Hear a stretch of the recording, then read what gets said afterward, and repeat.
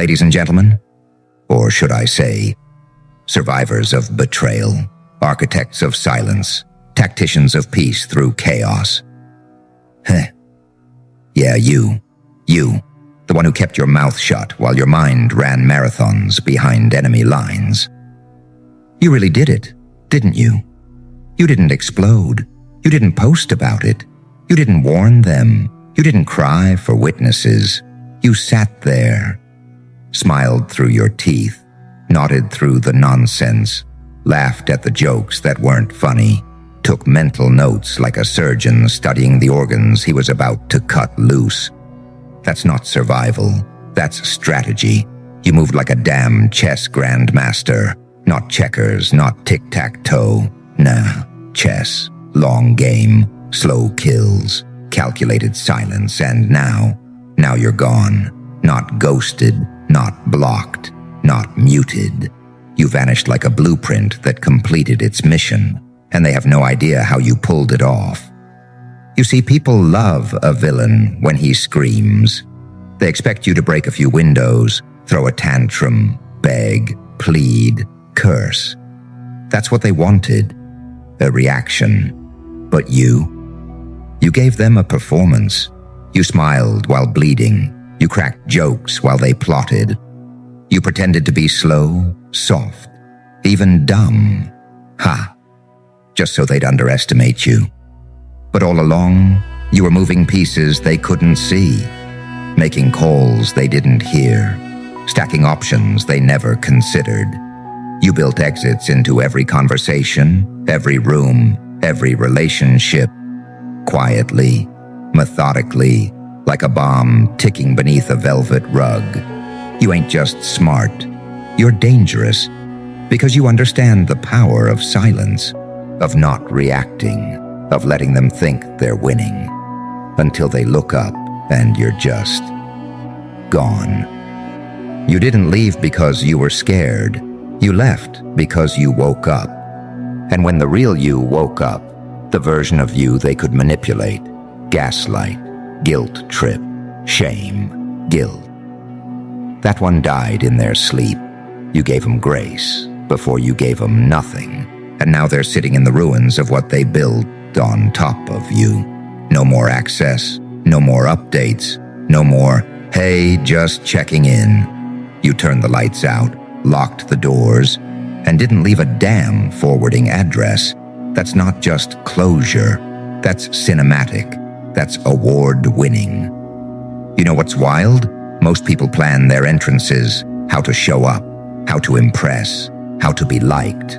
But you planned your exit like a tactician, like a ghost, like a man who finally understood that staying would cost him his soul. You left without an explosion. But the silence was louder than anything you could have said, because real power isn't in how you show up. It's in how you leave. You were in the same room with people who hated you, and they didn't even know they were shaking hands with a walking exit strategy. You knew it was over before they did. You sat at dinner tables like a man in mourning. Not for them, but for the version of you that tolerated all that mess. The way you detached, elite, the way you outgrew the drama, flawless, the way you let them talk, while you packed up your energy and left quietly through a door they never saw. Oscar-level performance. And now, they're confused, calling your name in rooms you'll never enter again, asking around, hey, you heard from? No, they haven't, and they won't. Because this wasn't revenge, it wasn't petty, it wasn't an ego move. This was the ultimate act of self-respect. You chose your peace over their chaos. You chose your growth over their comfort. You chose your future over a cycle designed to keep you small, reactive, broken. You picked yourself. And that's something they'll never understand. Because they only knew the version of you that stayed too long, loved too hard, forgave too quick. But this version of you, this one moves different. This one's lethal in silence. This one's allergic to fake peace. This one smiles while leaving burning bridges behind, knowing damn well they'll never be able to cross back over. So yeah, you deserve an Oscar, not for pretending to be okay, but for finally realizing you never had to be. You just had to leave right, and you did. With grace, with grit, with power. You didn't exit like a victim. You exited like a storyteller who knew how to end the chapter without needing a villain. You made closure look like art. They're stuck on pause while your life hit fast forward, still replaying old convos in their heads, trying to decode your silence like it's some kind of mystery. But see, it ain't mystery, it's math. It didn't add up anymore. You gave energy, got drained. You gave trust, got tested. You gave patience, got played. And eventually, you just did the math.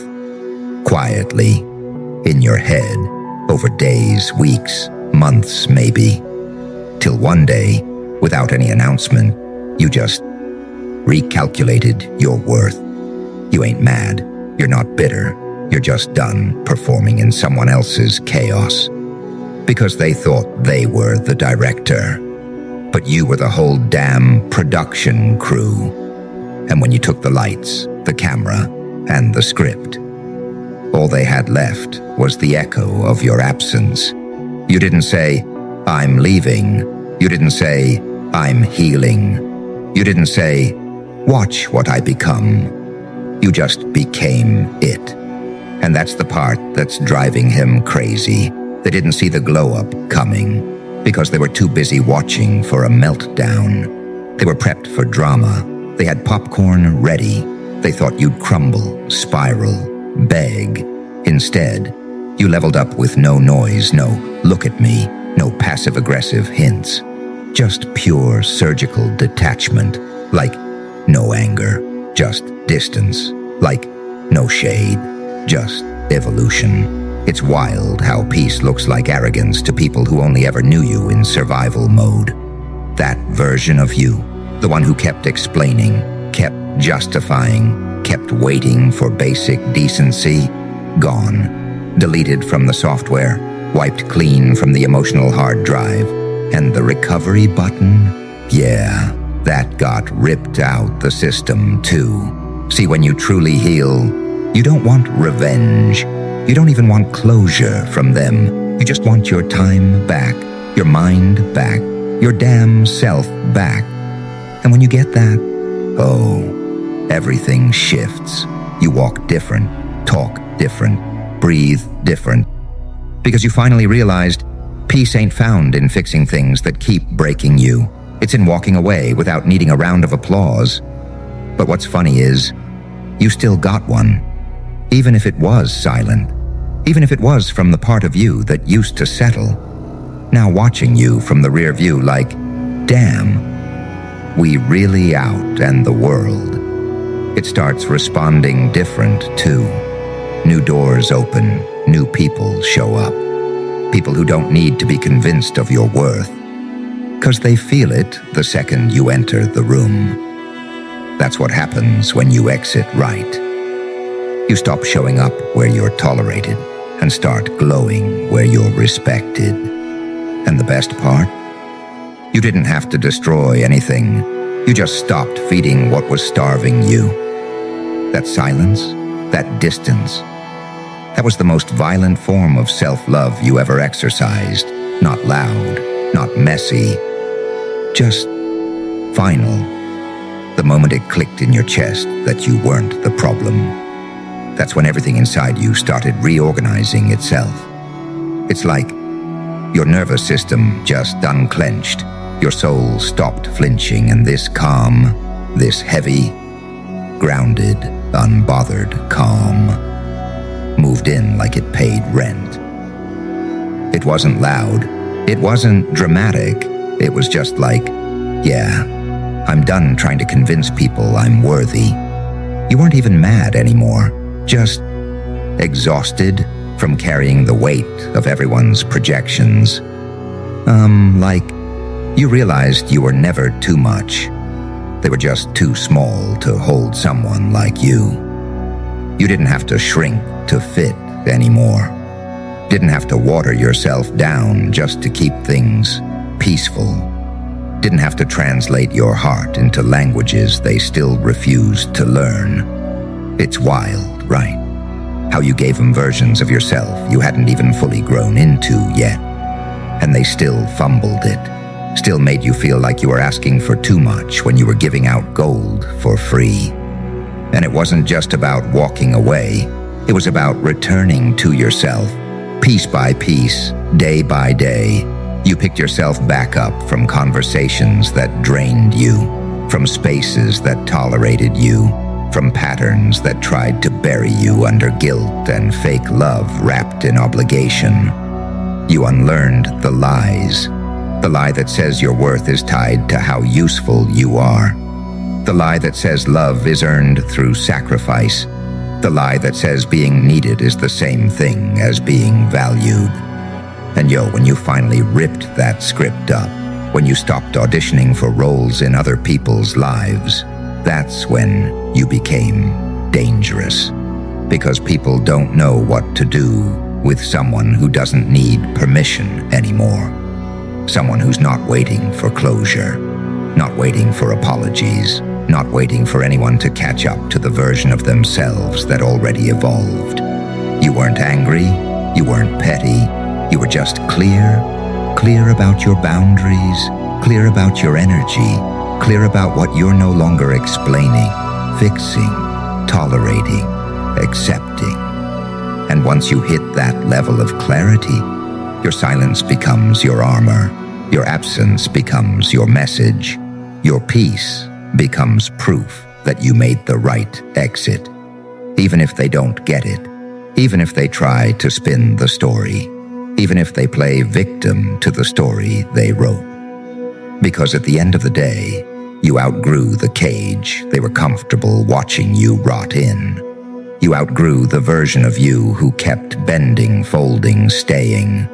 You outgrew the need to be understood by people committed to misunderstanding you. And no amount of guilt-tripping shade or passive little jabs can reach you where you are now. Because where you are, that's sacred ground. That's I fought through hell just to find myself territory. That's I'm not scared of being alone anymore energy. That's I'm not who I used to be. And thank God for that. Type freedom. 'Cause that's the thing, right? Your presence, it was quiet. But your absence, that thing roars. It echoes through rooms they thought they owned. It shows up in the silence after a joke falls flat, 'cause you're not there to laugh anymore. It stings in the group chats you left on red. It haunts birthdays, late nights, breakdowns. When they reach for the comfort you used to hand them for free and realize, yeah, it's gone. You're gone. And not the we'll talk again kind of gone. Not the we just need space kind. This is that grown-ass, soul-shifting, you'll never hear my heartbeat here again kinda gone. They thought you'd always be there. The fallback, the fixer, the one who forgives without asking for anything back. They got used to the access, the availability, the emotional buffet you served daily like it cost you nothing. But it cost you everything. It cost you sleep and sanity and your sense of self. It cost you confidence. It cost you time. And that's the one thing you'll never get back. And when it hit you, when that truth finally settled in your bones, yeah, that's when your spirit packed its bags before your body even moved. You were already gone before they noticed, already healing, already detaching from the narrative they kept trying to write you into. And, like you didn't even need to be loud about it. Didn't need to curse nobody out. Didn't need to defend yourself. You just stopped showing up to the scenes you didn't belong in anymore. That's power. That's healing. That's what makes them feel your exit more than they ever appreciated your presence. 'Cause they didn't think you'd do it. They thought they had time. They thought your loyalty would override your logic forever. But you finally chose you. Not because you stopped loving them, but because you stopped betraying yourself. You realized love that only survives when you're small, silent, and self-sacrificing ain't love. That's control. That's ego. That's someone loving the version of you that doesn't hold them accountable. But when you grew, when you started requiring respect, consistency, reciprocity, that's when you became too much. That's when the love ran out. That's when the mask slipped and the guilt trips started. Funny how that works, huh? You set a boundary and suddenly you're the villain in their story. But deep down, they know you didn't switch up. They know you were solid from day one. They know they had access to something rare, and they blew it. And now, all they got is flashbacks and fake narratives, trying to rewrite the part where you outgrew the cage. Yeah, 'cause they had to make up a fake version of you. The real you? That version exposes too much truth, too much grace, too much proof that they were never as solid as they pretended to be. You walk away with dignity, and suddenly you're cold. You stop explaining yourself, and now you're fake. You remove access, and they call it ego. Nah, it's growth, and it's loud in your silence. See the fake you they talk about? That one's easier to hate. That one lets them sleep at night. That version makes you the villain, so they don't have to look at themselves and admit they broke something they couldn't rebuild. 'Cause admitting that would mean facing the fact that you were never the problem. It would mean confronting all the ways they got comfortable with taking from you. Emotionally, mentally, spiritually. Like you were some endless supply of, "It's okay, I understand." You were the one checking in. You were the one holding space. You were the one adjusting, compromising, bending, folding, just to keep the peace. And they called that love. They called that friendship. They called that loyalty.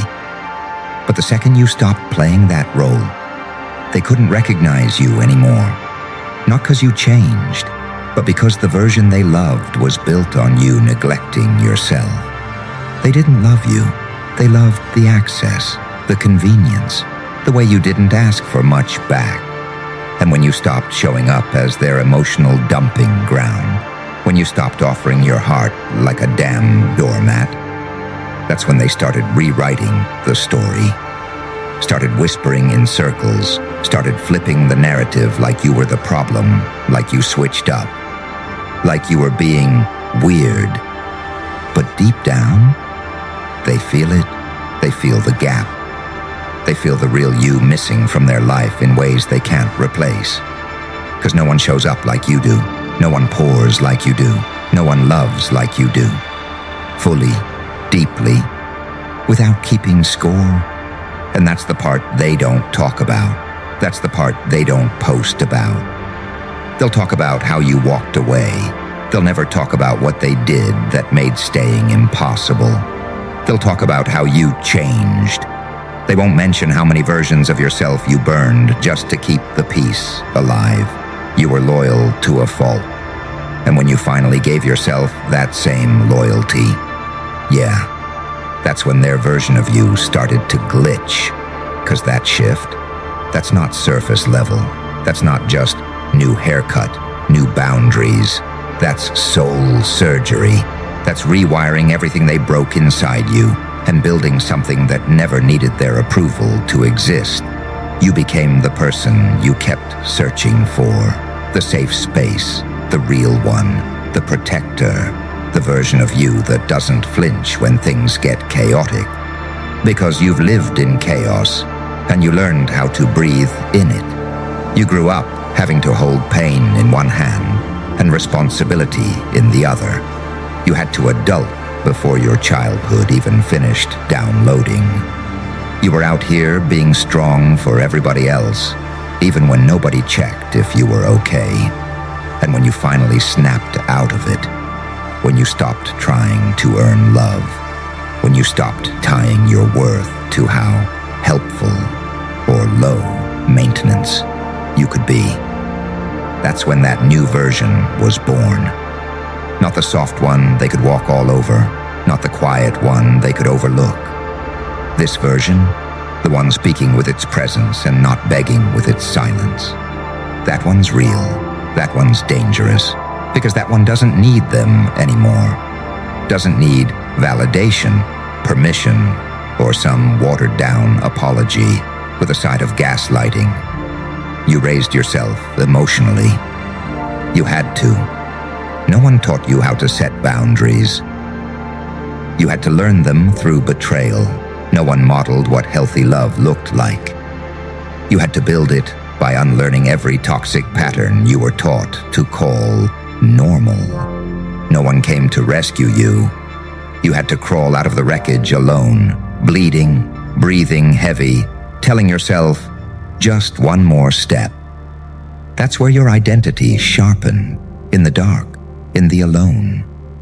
In the moments where quitting felt easier, but something in you said, nah, not yet.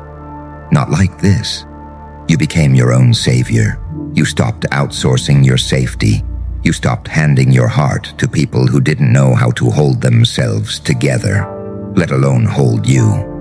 And yeah, it's lonely sometimes. It's heavy. You walked different when you had to rebuild with no blueprint.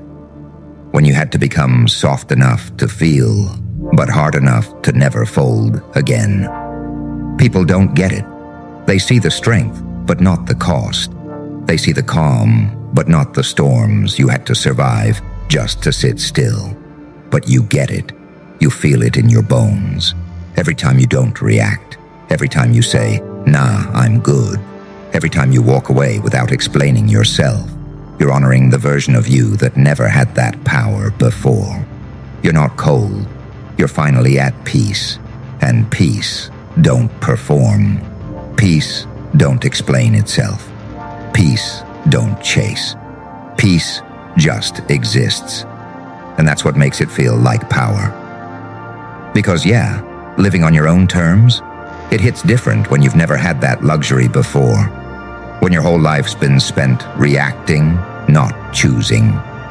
Dodging emotional landmines, walking on eggshells, always bracing for the next shift in the room.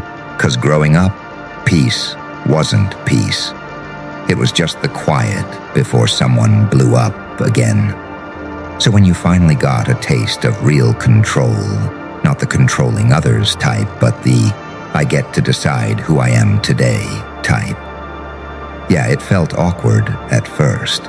Felt fake. Felt like maybe you were doing something wrong. 'Cause when your nervous system is used to chaos, calm feels like a threat. You catch yourself waiting for the crash, waiting for someone to punish you for being too calm, too quiet, too distant, when in reality, you're just finally not in survival mode anymore. And that transition, it's brutal. No one talks about how weird it feels to stop people-pleasing, to say no and not follow it with 5 paragraphs of justification, to stop over-explaining your absence, to walk away from dysfunction and not feel the urge to double back just to make sure they're okay with it. Like it's wild how guilt tries to creep in when you finally choose you. But it's not real guilt. It's conditioning. It's the echo of all the times you were taught that loving yourself was selfish, that choosing peace meant you were acting different, that choosing quiet meant you were being cold or shady or too much. Nah. You just finally realized you're not responsible for carrying people's unhealed stuff anymore. You're not their rehab, you're not their therapist, you're not their emotional garbage bin. You've got a life. A full, wild, layered, messy, beautiful life that doesn't need to shrink just to keep others from feeling insecure. You've got dreams that don't fit into their comfort zones. You've got truths that don't bend around fragile egos. You've got energy now that only flows toward what's real, what's honest, what's reciprocal. And it's not even that you hate them, you don't. You just love yourself enough now to stop bleeding for people who wouldn't hand you a damn bandage. You love yourself enough to understand that peace ain't just silence. It's freedom from distortion. It's waking up and not dreading your phone. It's breathing without bracing. It's laughing from your stomach, not your trauma. You didn't just change. You returned to who you were before the world told you to shrink, before they guilted you into overgiving, before love got confused with performance, before your kindness got weaponized against you like some kind of emotional debt.